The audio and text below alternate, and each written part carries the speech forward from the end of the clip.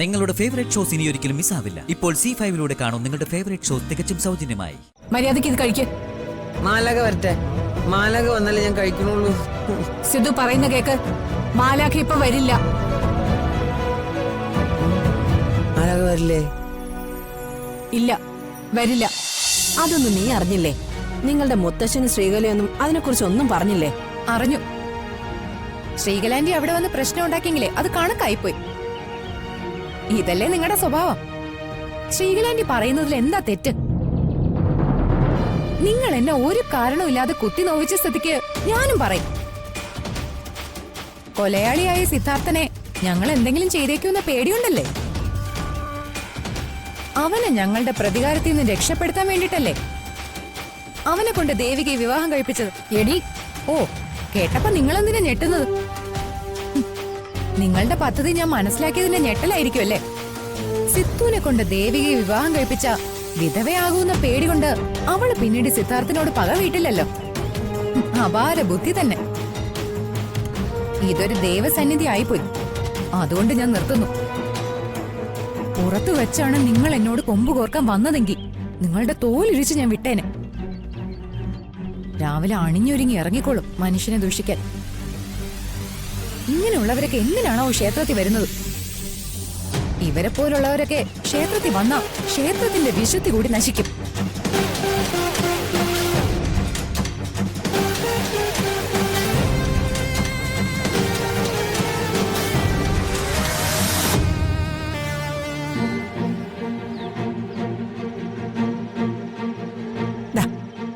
എനിക്ക് വേണ്ട മുത്തശ്ശി. അങ്ങനെ പറഞ്ഞാൽ എങ്ങനെയാ? കഴിക്ക്. കഴിക്ക് മോനെ. എനിക്ക് വേണ്ട മുത്തശ്ശി, വേണ്ട. കഴിക്ക്. നല്ല കുട്ടിയല്ലേ, കഴിക്ക് മോനെ. ഇല്ല, ഞാൻ കഴിക്കില്ല. സിദ്ധു, നിനക്ക് വിശപ്പില്ലേ? എനിക്ക് വേണ്ട. അങ്ങനെ പറഞ്ഞാൽ എങ്ങനെയാ? നല്ല കുട്ടിയല്ലേ.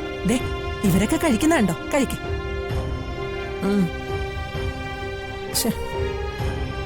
ദേവികേച്ചി എവിടെ പോയി? എന്നും ചേച്ചിയാണല്ലോ സിദ്ധുവേട്ടന് ആഹാരം കൊടുക്കുന്നത്. ഇന്നെന്ത് പറ്റി? ചേച്ചി ആഹാരം കൊടുക്കാത്തതുകൊണ്ടായിരിക്കും സിദ്ധുവേട്ടൻ കഴിക്കാത്തത്. ദാ മോനെ, കഴിച്ചോ. ചേച്ചി എന്തോ മൂഡ് ഓഫിലാന്ന് തോന്നുന്നു. എന്ത് പ്രശ്നം ഉണ്ടായാലും സിദ്ധുവേട്ടന്റെ കാര്യങ്ങളിൽ ഒരു കുറവും ചേച്ചി വരുത്താറില്ലല്ലോ ഋഷി. ഇന്ന് ചേച്ചി സിദ്ധുവേട്ടനെ ശ്രദ്ധിക്കുന്നതേ ഇല്ല. ഇനിയിപ്പോ അവള് സിദ്ധുവിന്റെ കാര്യങ്ങൾ ശ്രദ്ധിക്കുമെന്ന് എനിക്ക് തോന്നുന്നില്ല.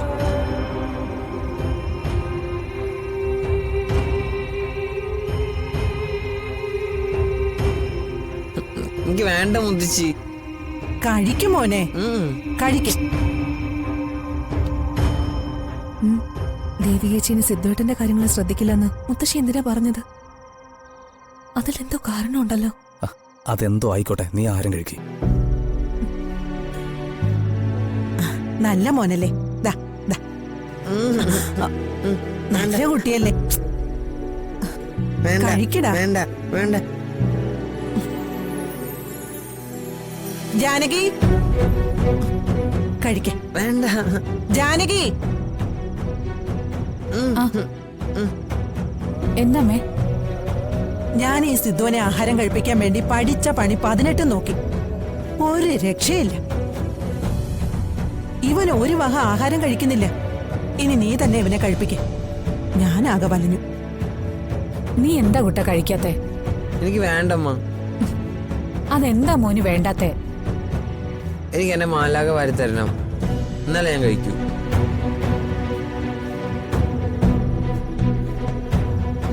മാലാക വരട്ടെ, എന്നിട്ട് ഞാൻ കഴിക്കാം. മോനെ, ദേ കഴിക്ക. അമ്മയല്ലേ തരുന്നേ? എനിക്ക് വേണ്ട, എനിക്ക് മാലാക തന്നെ വാരി തന്നാ മതി. എടാ, മര്യാദക്ക് ഇത് കഴിക്ക. മാലാക വരട്ടെ. മാലാക വന്നാലേ ഞാൻ കഴിക്കണുള്ളൂ. സിദ്ധു പറയുന്ന കേക്ക്. മാലാഖ ഇപ്പൊ വരില്ല. മാലാക വരില്ലേ? ഇല്ല, വരില്ല. എന്താ വരാത്തെ? അതെ, മാലാഖ വരണമെങ്കിൽ മോനി ആഹാരം മുഴുവൻ കഴിക്കണം. ഇല്ലെങ്കിൽ മാലാഖ വരില്ല. മോനോട് മിണ്ടുകയില്ല. ആഹാരം കഴിച്ചില്ലെങ്കിൽ മാലാക വരില്ലേ? ഇല്ല. അപ്പൊ ആഹാരം കഴിച്ചില്ലെങ്കിൽ എന്നോട് മിണ്ടൂല്ലേ? ഇല്ല. എന്നാ അമ്മ വാരി തന്നോ, ഞാൻ കഴിക്കാം. ആ അങ്ങനെ വഴിക്ക് വാ. ആ വാ തുറന്നേ.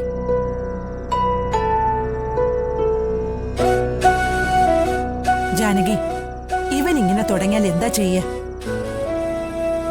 ഇവനെ ആഹാരം കഴിപ്പിക്കാനും കുളിപ്പിക്കാനും കിടത്തി ഉറക്കാനും ഒരാൾ കൂടിയേ തീരും.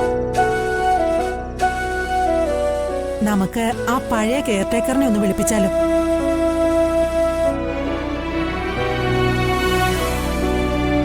അമലിനെ വിളിച്ചേ ഇങ്ങോട്ട് വരാൻ പറ.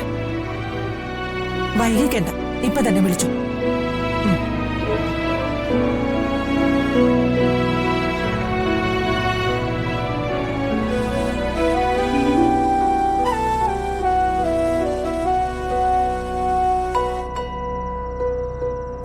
കഴിക്ക്.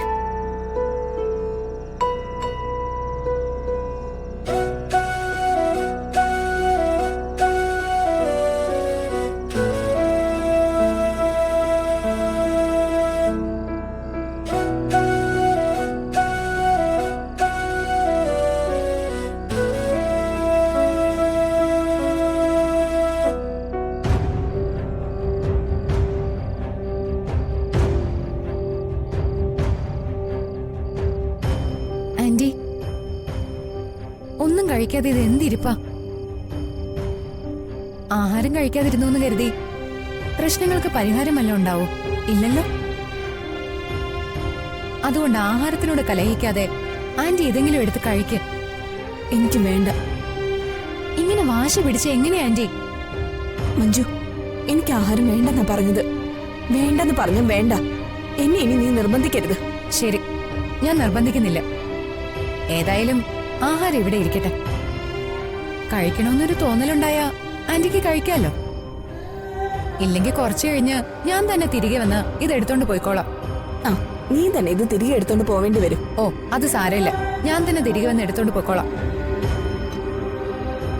ആ ആന്റി, ഒരു കാര്യം അറിഞ്ഞോ? ഇന്ന് ക്ഷേത്രത്തിൽ പോയപ്പോ അവിടെ വെച്ച് പൊന്നാരൻ തോട്ടത്തിലെ മായാന്റിയെ കണ്ടിരുന്നു. എനിക്കവരെ മായാന്റി എന്നൊന്നും വിളിക്കാൻ തോന്നുന്നില്ല. അത്രയ്ക്ക് ദുഷിച്ച മനസ്സുള്ള സ്ത്രീ അവര്. നീ എന്താ ഇങ്ങനെ പറയുന്നത്? അവര് നിന്നോട് വല്ലതും പറഞ്ഞോ? ആ, പറഞ്ഞു. എന്തു പറഞ്ഞു? അത് ആന്റി,